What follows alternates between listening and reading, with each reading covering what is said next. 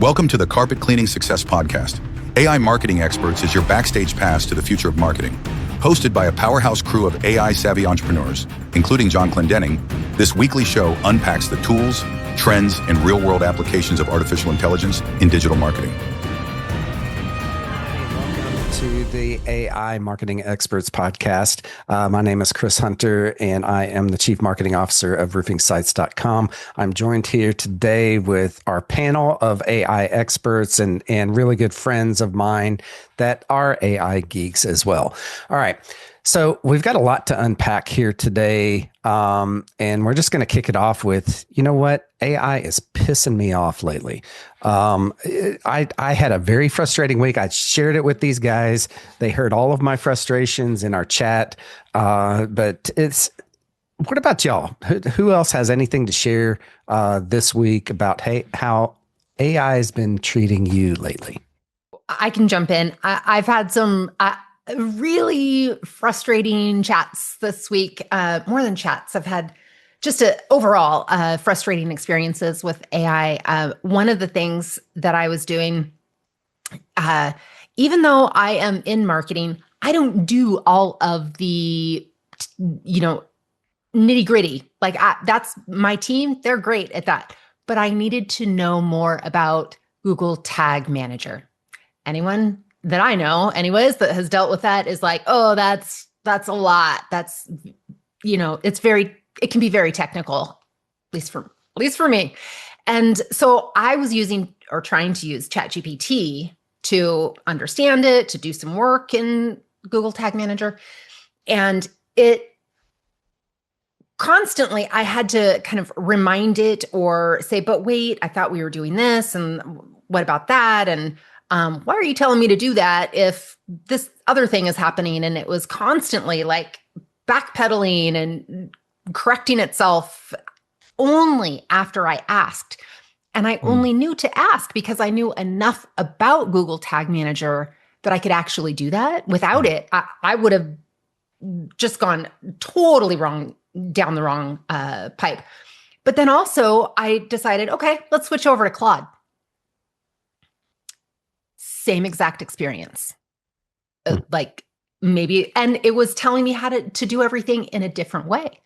And so now, like, I've gone through both of those things, and there's usually multiple ways to do things. I mean, we all know that, but it was just a very frustrating experience all around. And you also mentioned earlier while we were prepping for this that spelling. It Yes. threw you off as the spelling was showing up. So, I mean, again, just some things to keep our eyes open. And as we reiterate every week, don't copy and paste and run with it. To your point, make sure that you are following and understanding exactly what it's providing, that it's accurate. Absolutely. And there's more than a few times that I've had to tell AI, whether it's ChatGPT or Claude, usually ChatGPT actually, that like, that's not proper grammar. Like that is not how that is said, like, in a sentence. And it corrects it after that, but that it's important to read what you're getting and make improvements. Even if ChatGPT isn't hallucinating and telling you something that's incorrect, even if it's telling you something that is correct, it can still be wrong in the grammar. So I think Chris ran into some pretty big frustrations with GPT-5. Is that right? Oh, yeah. Yeah. And the crazy part about that is that it was simple stuff, right? I was having it copy and paste what it had just created into a document, and it just literally would not or could not do that. And I even asked it a couple of times, I'm sorry, do you want me to do this for you? Right. I thought this was the other way around, that you're supposed to be doing this for me. Right. Kind of a thing. But I mean, there was other things that I noticed too, like, and I'm talking ChatGPT specifically. I also had kind of the same exact experience over in Claude, which was unexpected for me. I've never had issues like I did this week. Now, granted, I was rebuilding some workbooks, right, for that included some SOPs and checklists and stuff like that I was sharing out in my workshop that I literally just had. I do monthly workshop and all that kind of thing. I was having it improve what I already had, and gave it a few extra ideas. It gave me some ideas. That part was working great, right? The ideation part. What was not working at all was the simple stuff, right? Like copying and pasting math. It got math completely wrong. I'm like, that's not at all right. Do the math again. That is not at all right. And it was just simply if you sell, 6 roofs a month, for 12 months by $15,000, it gave me some really bad number, like $12 million. And I'm like, I'm pretty sure that's $1 million, not 12 million. So, I mean, it was way off. And when you corrected it, then it's like, oh yeah, you're right. You're correct. I'm like, yes, I know I'm right, but thank God I'm not just relying on you to give me the right information here. So y'all saw my chats. I was definitely irritated at that point. I think I'm going to call it AI rage. AI rage. Is what it basically was. Back in the day we had computer rage. You would get so frustrated at technology.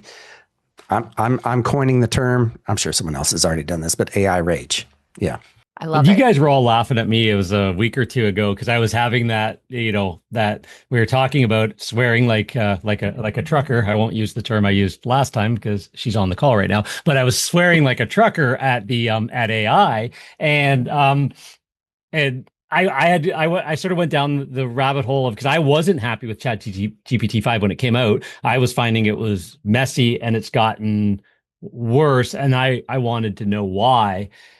And I've put like hours into videos and trainings and stuff like that to see what other people who are running into the same problem and like Reddit forums and stuff like that. And it does really feel, and we were mentioning this before as well, that it's gotten to a point where it's right now there's an inflection point. It's gotten too smart for its own good. It's trying to do too much, which is going to jump over that hump next. But at this moment, it's sort of like the simple side of it. When it finally figured out math, if we all remember 2 years ago or a year, like you don't even try and get it to do math. It couldn't do math. And then all of a sudden it solved that. And it just kind of became a little bit better of an answer engine and stuff like that. And I think it's still great as an answer engine. If you turn on the big blue button and just have a conversation, you can have a chat with it. But when you want it to do some advanced stuff, and like you're saying, Chris, and do this and do that, they have built so many features into it. And I assume then that Claude has added, like upgraded, to try and keep up. And the same thing is happening. But what it means is that even our simple crit prompt that we talk about, like that Jeff Woods from AI Driven Leadership,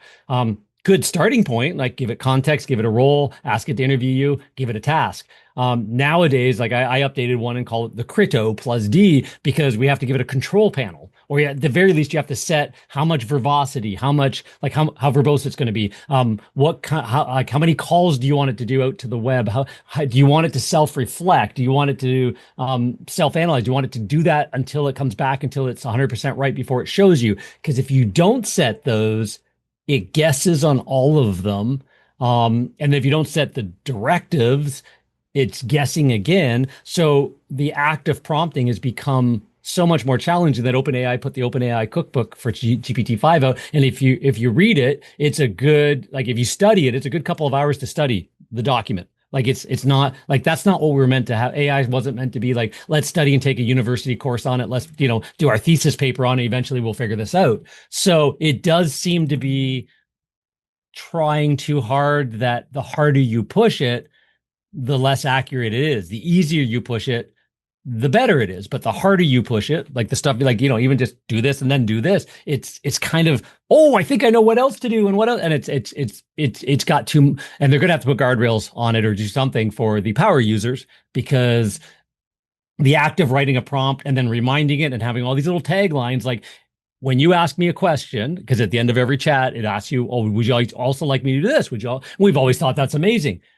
You could answer yes, and it redoes the last two things it did out of the blue. Yeah. So now you have to answer yes, I'd like you to do that, but please do nothing else. I don't want you to redo or rethink any of the stuff we've got to this point so far. I only want you to do the one thing that you just asked me, which is this. And you almost have to be that specific now, right now. And I don't think that'll be the same in a month from now. But that's the point we're at right now. It's weird. It's really weird. Yeah. And frustrating. Yeah. It can be. Yeah. But I think honestly, there is, excuse me, I think there is a silver lining though. I mean, if you think about it, some of what John just covered and what was been discussed already is yes, some of us are pissed off at AI, some of us are frustrated, and some of us cuss at it. I don't, because I'm a good guy. John, he's crazy, right? But the thing is I think that it's being adjusted in a lot of ways because 2 years ago it didn't do math, a year ago it didn't do images. I mean, whatever it is, it continues to improve. But you have to take it all with a grain of salt. You have to proofread what it spits out. You have to know how to prompt it to the best of your ability. And some people create prompt. What did you call it, Jen? Where it literally refines your prompts, right? You can train a GPT to refine your prompts. So some of it has to do with prompting, but there are other pieces of it that you have to be cautious of. I know some of us on the call experience some frustration or heartburn on the cost of some of the more technical things we're doing now with AI. And I think that some of that will smooth out. But at the end of the day, we know that they're going to make money one way or the other, whether that's ads or whether that's tokens or whatever it is. So I think that it's almost like it's like some bumpy parts on the road right now. But I truly feel that there's hope, and I truly feel that none of us will be on the call if we didn't live, breathe, and feel excitement all the time for this stuff, even though so much of it is literally unknown where we're going to go next. I know that you may be watching this a week or two after the fact that we recorded it, but I mean, we've talked and touched on what's happening with AI browsers, with some of the outliers out there. But now, even just today, and we're hearing about Chrome is going to be an AI agentic browser, for a lack of better terminology, and we don't even know where that's going to go. But we do know that Google and Gemini in particular have continued to just blow our minds with improvements, whether that's Notebook LM or the fact that it integrates into a lot of things already. But what I'm seeing is it's going to be free. It's going to be living in our Chrome browser, which a large majority of people already have. And it's going to tie into your docs and your YouTube and your mail. And, some of these other AI browsers were already trained to do that. But now it's just going to become more and more commonplace. So again, we don't know where it's going to go, but I think that there's a lot of exciting times ahead and a lot of hope, but we're going to hit some bumps in the road as we go along. And on a point of positivity and sunshine and happiness that Brad brings to all of these conversations every time, who else has had a positive experience? I got one I'm going to share in a minute, but who else has got a positive experience they've had with AI where it just did, like, where you used it for its use case and you went, damn, that was way easier?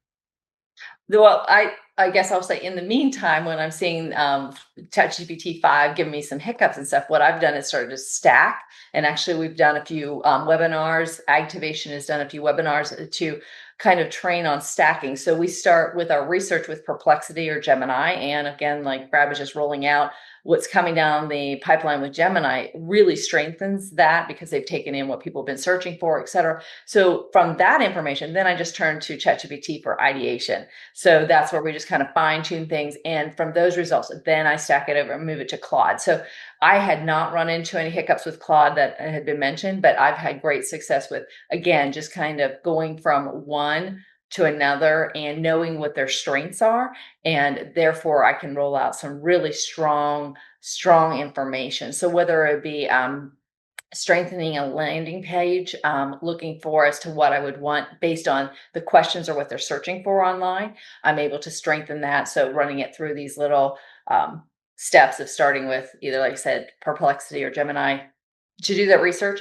If I want to know what's trending, Grok, I've used Grok quite a few times to find out. I know I was at an industry event this week and going to Grok to say, hey, what are the growers asking? What are they looking for upgrading their planters for next year? How are they getting along with harvest?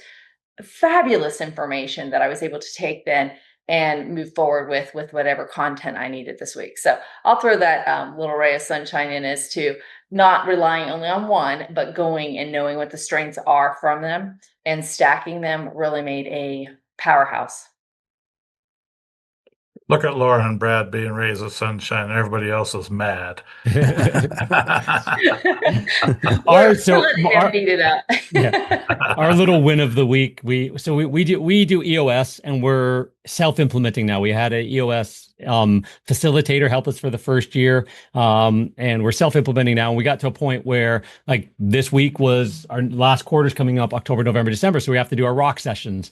So I've got a GPT fully trained on the full EOS system, but it also has our master prompt of our company. So it knows our products, it knows our team, it knows our accountability chart, if you know EOS and stuff like that. And so we're on this meeting, and my ops manager, Crystal, is sort of running the meeting, and we kind of got through the good news stuff and all that, and we're kind of breaking it down to see what we're supposed to do next, and we're going through some of the documents and the workbooks that we have and stuff like that. And I said, pull up the GPT.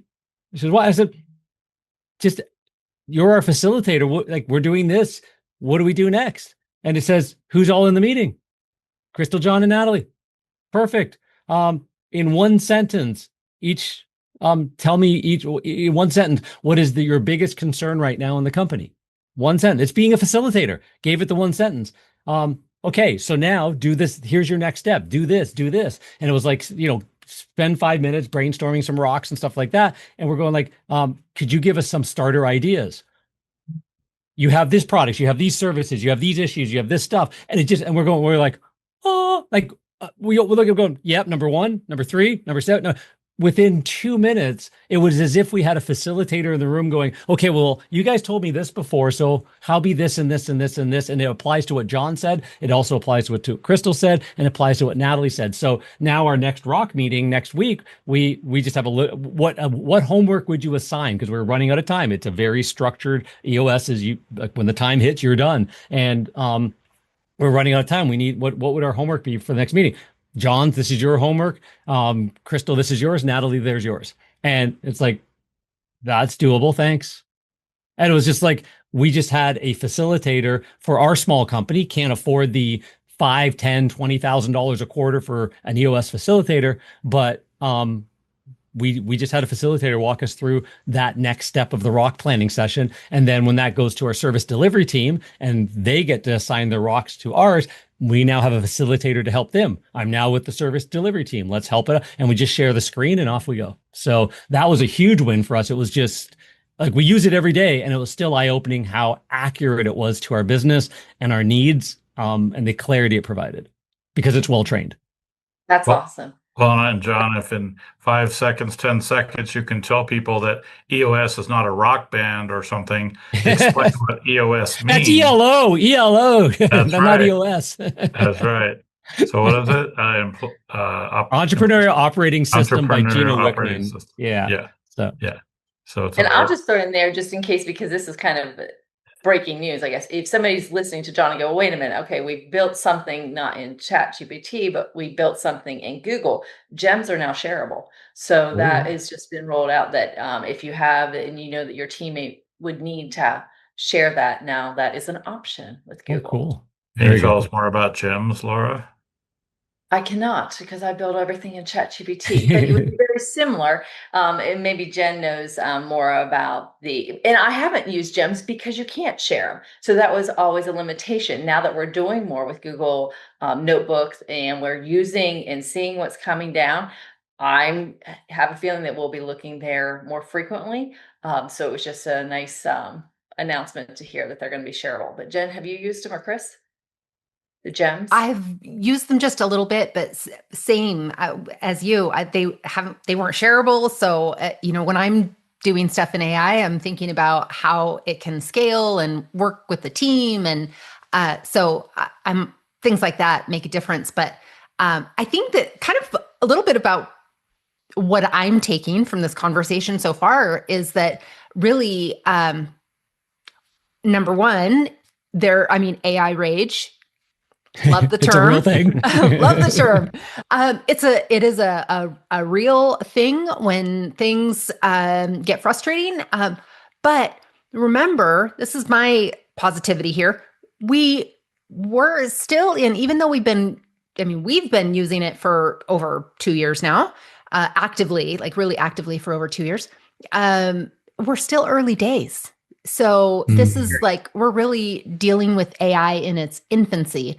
And those of us who, are old enough to remember life before the internet, the internet was not stellar when it first started. It took years for it to actually get good. And so, have hope. It will get better. It will get better. There's something else I was thinking of, but also AI, it's unlikely that we can get all of our needs met from one platform. And so really being platform agnostic in as many ways as we can, it can really make a big difference to help us get the best, output overall, the best performance, for our businesses one way or another. I think so.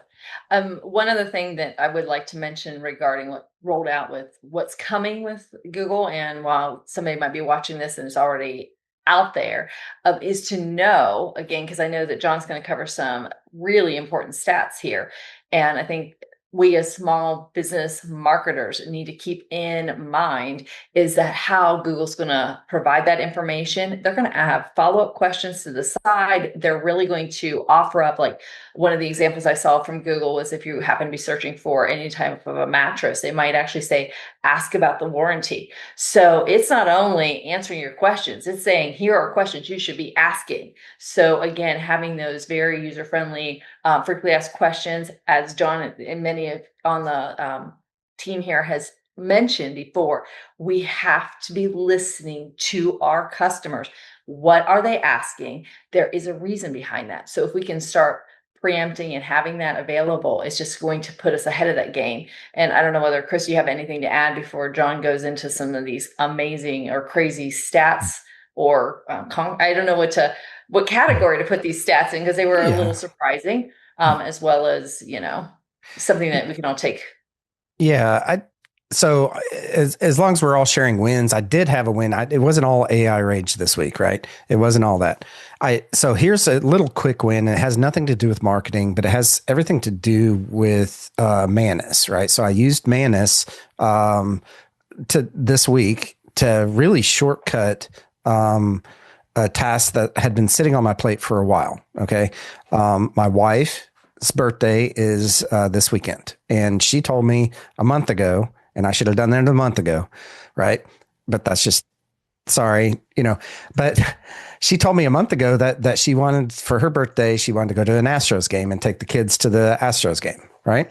So, right, I'm getting down to crunch time. I'm like, so I gave Manus a task to find me, and I gave it, specific guardrails, if you will, of what I was willing to pay. Go find me tickets 5 in a row, that seats in a row at the Astros game. It asked me a few questions. I answered them. It did its thing. I went and did my thing.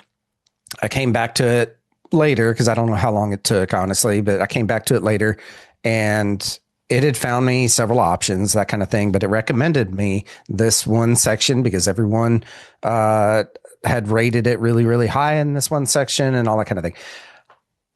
I clicked on yes, go ahead and buy, and it went all the way through the steps of me logging into its browser and putting my details in there for credit card and all that kind of stuff. And it went ahead and bought it for me, sent it to my email. They're sitting in my inbox right now. That's basically a task that I would have given to an executive assistant, right? To do, go find me the best seats for this budget, whatever it is, right? Kind of a thing. So that's my win. That was kind of a cool little, oh, this is kind of the start of where we're heading with this whole thing, go do this one task, and it did it very well. That's awesome. I was trying to use a browser to do the one thing, like all these browsers that I tried. Manus was the one I didn't try. Dang it. So they have their own browser now too? It's not a browser per se, but it pulls open its little window, right? When it's doing a task, you give it the task, it'll pull open the window and say, okay, take over. And you take it over and you do whatever it needs you to do, like log into something or whatever. Once you're done with that and you give it control back, then it just goes out and does whatever you need it to do, kind of a thing. And Chris, to clarify that for any of our viewers or listeners, when you're saying that it gives it over to you, my understanding, and when I've done it before, is it literally that puts the privacy back on. So in other words, I'm not handing it my credit card. I'm not handing it any of that information that I don't want out there. That's the reason why, as Chris is saying, it handed it over to him. He was able to put that payment information in. It stayed on his side, and then it went forward to finish the task. So just so, again, our users realize that do not put your credit card in. You do want to, again, we're going to preach privacy, and security as much as we can to stay on top of it. That's 100%. right. That's right. Same thing with passwords. Yeah. John, do you got some stats for us? Yeah. So OpenAI came out with a usage study on what people are using. There's 700 million weekly active customers using ChatGPT, doing 18 billion interactions, right? So think of that volume. And what they did is they took a huge data set, millions and millions of conversations, and came up with what's it actually being used for. Because we've talked about it before. Well, it's obviously these power users and these geeks and these businesses are using, ChatGPT and stuff like that. And, maybe consumers will catch up and start using it. And the shocking part to me was it's exactly the opposite. So 48% of users are asking for quick how-tos for around the home tips. So people are asking for instant answers on how to remove a red wine stain from a blouse, or how to clean, gutters properly, how to do like things like that. They're asking how-to questions. So on a business perspective, Laura mentioned it earlier, those FAQs on your website, answering those questions, having interactions about that and testimonials and happy customer stories and just like the short snippets, the more fuller, gives AI ingestible data to be able to help answer. So then it might not make it to your website, but they're citing you in there. And we talked about last week that Google, to play catch up and jump ahead again, is going to be putting ads into the generative AI output. You're going to allow you to put ads in there, which turns Google Ads platform into an AI. You're feeding the AI with your ads. Like you're actually, and it's not just using you and your ads. It's actually going out and pulling all the rest of your content as well. So it's really you're kind of creating a feeder system there. 35% of ChatGPTs use it for DIY or design inspirations. So creative content that you can put around on social and on your website around that as well. It's pulling from those like colors and designs and so if somebody's looking at upgrading their back patio and stuff like that, and they're looking for some inspiration and ideas, that should be on a hardscape, landscape, patio builders, local builders website. Even if they don't sell the furniture, they should be talking about, oh, by the way, if you're designing your back patio, here's what, and they maybe even have go to Manus or go to an implementer or something like that and get that tool built where they can come to your website and design it. And by the way, would you like help building the hardscape around that, right? Kind of idea. Oh, would you like a fountain in the corner as well? 52% feel more comfortable trusting AI for everyday tasks. So over half the people using it are finding it for everyday tasks. They're comfortable in the environment of AI. So for scheduling or planning or things like that. So if they're willing to use it in their everyday life, talk to AI and have it do things, remember things, task things, we should be doing that on our websites or our clients' websites. And the big one, 60% of consumers use AI on a regular basis, but only 30 to 35% of small businesses do. So consumers are using AI twice as much as businesses are right now. And I would have thought that number was flipped. So so there is a first mover advantage. You can, the stuff we've talked about for every episode and transcripts of the calls, Nancy at the front desk, and take the transcripts at the end of the week and give her a sales triage and a way to improve some of the conversations every week and stuff like that. A nice, simple use case, but consumers are using AI for every, taking pictures of their food and going, how many macros is this? And businesses aren't using it anywhere near as much or enough for the simple tasks like that. So there's a gap, but also if it's only 30%, there's a first mover advantage. You can jump ahead of your competitors by just being more efficient. I am not trying to, promote necessarily like using any of us, but also, I think that there's this gap with business owners, small business owners, that they, they might use it personally, but they don't know how to implement the larger, the processes and things like the transcripts, John, that you just mentioned. I think that businesses would love to do that, but they're like, oh, I don't know how to do it. I'm just learning how to use, voice chat on my phone with it. And so just to our listeners, experts, there are experts, whether it's us or someone else, there are experts that can help you do those things. Yes, That's very exactly good point. right. I would like to, if you don't mind, I'll share my screen real quick, because I think one thing to John's point of people, and again, thinking about privacy, now ChatGPT, as all of them, they have a way that either the questions you're asking is being used to train, or you can turn that off. So anyway, I was just thinking that might be a valuable point, that if you are watching this, that if you just go down, it used to be our icons were up in the upper corner. Now they moved down to the bottom, but you do want to take a time and go through the personalization and consider all your general, but you've got your data controls. So if it's automatically set as on. So if you are using ChatGPT, personal, business, or whatever, you just have to make the decision as to whether you want that, what you're asking, what you're loading, everything to be used to train or improve the model for everyone, as well as, you've got many things to go through. So I just wanted to point out, you get that, as well as your security. Go through that. Take the time to understand what they are collecting from you.